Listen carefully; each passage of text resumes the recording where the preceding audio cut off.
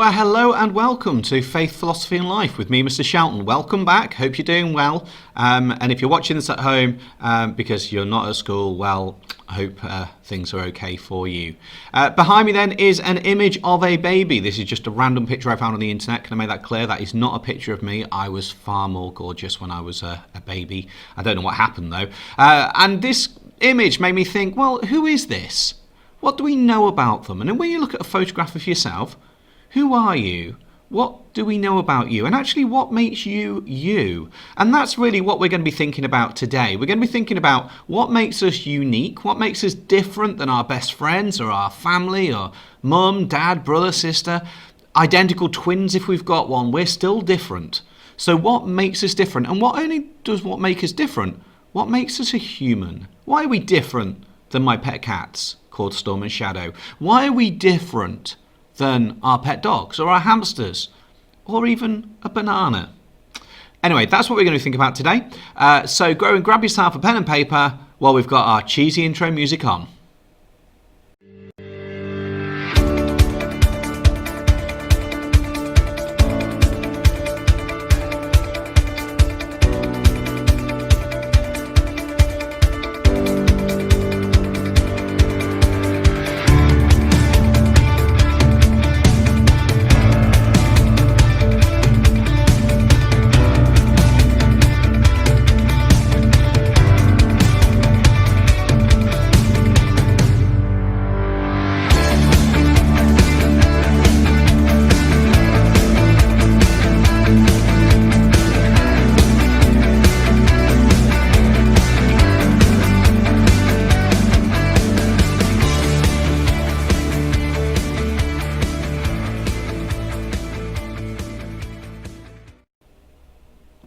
Fantastic. Well, welcome back.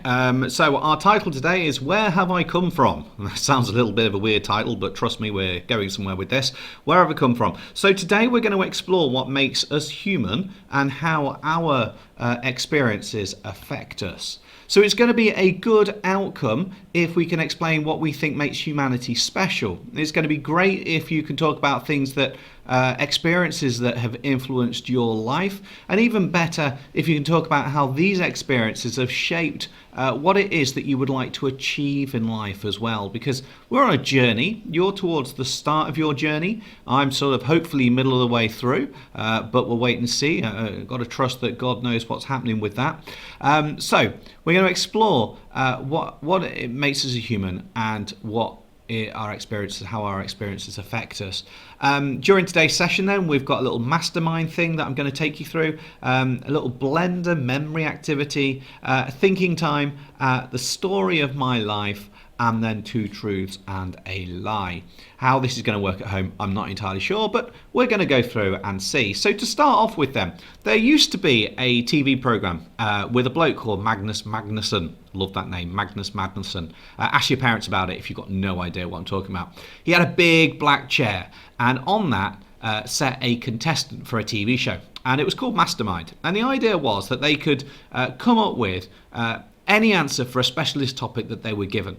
And they range from everything from maths to undersea adventures through to the back of a leaf, probably.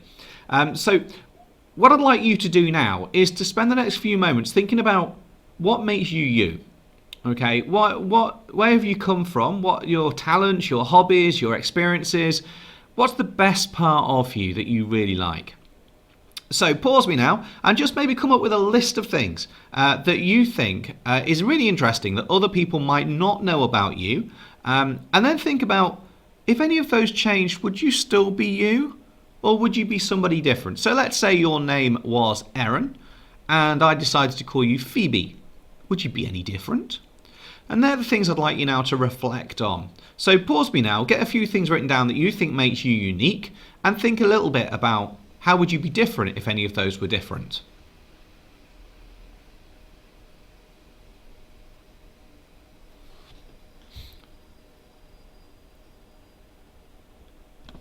Okay, so what I'd like you now to do is to think about that list a little bit more, and I'm going to ask you to do a little mind map now. This is going to be quite challenging, I know, but what makes a human being? Okay, what makes a human? Now, I've given you a starter there, which is relationship with others, because I'm not aware that other animals do. Yeah, I know for those people that are dog lovers, they would say, well, dogs love people. No, they don't. No, they don't. Dogs love you because they want something, like food, or warmth, or attention. So when they come to you next time, don't think, oh, my dog loves me. He really doesn't. It's a good job my comments turned off, because that really causes offence. And cats definitely don't love you. I've got two of them, trust me. They're only after things from me. So, but what makes a human? What makes humanity different than animals? So pause me now and try and come up with a mind map, maybe 5, maybe 6 things. Bounce some ideas off friends as well if you need to.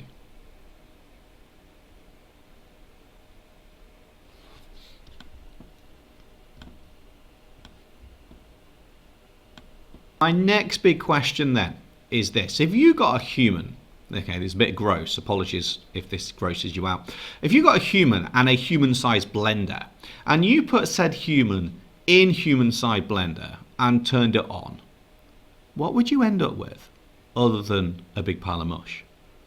And that really is what we're going to think about now briefly. So on the screen behind me is some ideas there about a zoologist. Okay, a zoologist, who's someone who studies animals, would say that a human is a primate, a member of the group Homo sapiens.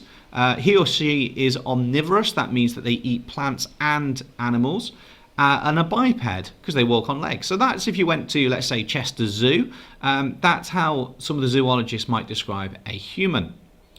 Others might think about a doctor's perspective, and they would say, well, a doctor would say a human is just made up of a collection of limbs and organs.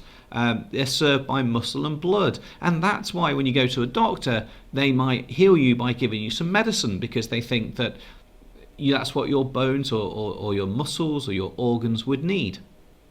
Then you've got the psychologist view. Now, a psychologist is someone who studies the brain. They would say that a human is a collection of impulses, needs and desires, and they act in response to messages received from your brain. So, for example, right now, I'm sat here and I am feeling hungry, and I want to buy a Mars bar because I'm hungry. So I'm thinking, need Mars bar. So the stomach's telling the brain I need a Mars bar. The brain's like, yeah, we need energy. So it tells my feet to move and to go to the shop and buy it. Now that's all controlled by the brain. If I didn't have a brain, which is arguable in the best of times, I wouldn't be controlled by those desires. Now a psychologist would say everything it comes from our wants and needs, and we're just basically controlled by what we need and what we want. A biblical view then would say that humans are made in the image of God. Now that doesn't mean that we look like God, even though some of us might think that we do. It's the idea that we're precious and special and we've got attributes of God. So if God can love us, then we can love. If God is good, then we also can be good. God's got an ideal plan for us, but we can choose to reject that plan as well. That's the Christian teaching. What I'd like you now to do is to choose one of those, write that down in your notes, and explain why you think that's the best explanation of what a human is. So choose one of those and write down why you think that's the best explanation of what a human is. Pause me now, then come back to me.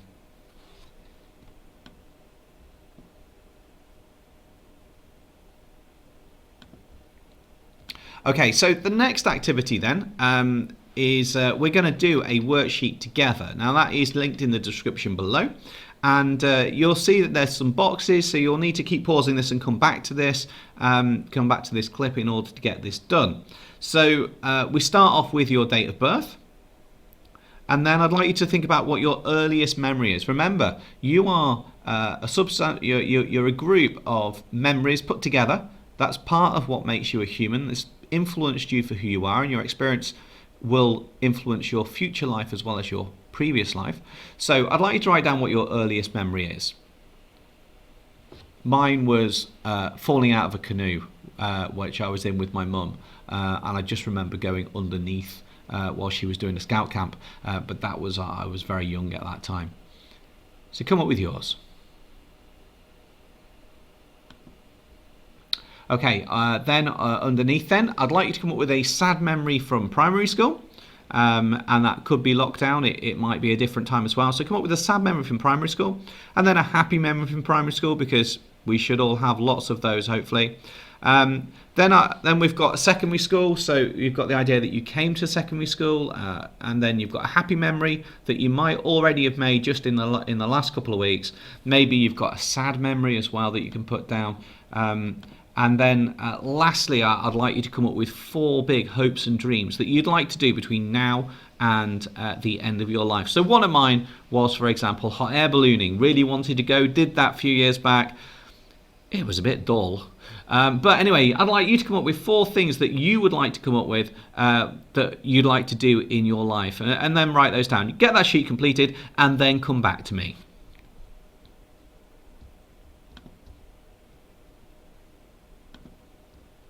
Okay, so hopefully now that's done. So a good outcome would be if you could explain what makes humanity special.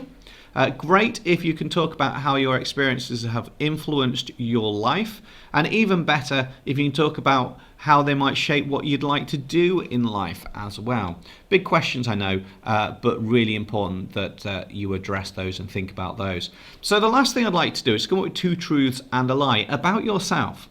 And then you need to send them to your best mate, your BFF, can't believe I just said that on a clip, and then see if they can work out which one is the lie. See how well they know you, which one is the lie. So, thanks very much for your time. I hope you're okay. Take care, stay safe, wash hands, and I'll speak to you soon.